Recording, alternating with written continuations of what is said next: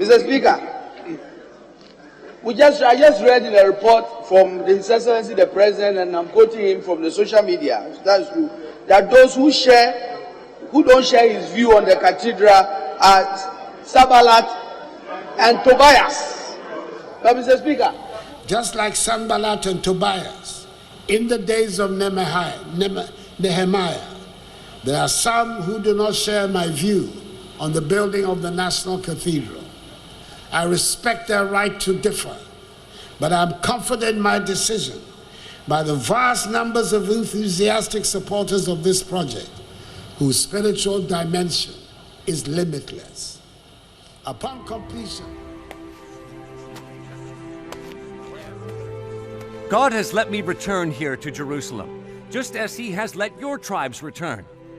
Come, let us rebuild the wall of Jerusalem. You know very well what trouble we are in. Governor Sanballat, What is it, Geshem? Nehemiah is stirring up the people, saying they can rebuild the wall of Jerusalem. I know. He gave me this letter from the king, granting him safe passage. It even says we're to give him the timber for this crazy idea. If he succeeds, we will lose control of the city. Destroyed by fire. Let us rebuild the wall of Jerusalem and end this disgrace. What are you doing? Are you rebelling against the king? The God of heaven will give us success. As God's servants, we will start building. But you will have no share, right, or claim in Jerusalem. I promise you, Tobiah, Nehemiah will never complete this task. I will see to it. Mr. Speaker, I am quoting Jeremiah chapter 6 verse 20. And this is what it says. What do I care about your incense from Sheba or sweet calamus from a distant land? Your burnt offerings are not acceptable. Your sacrifice do not please me.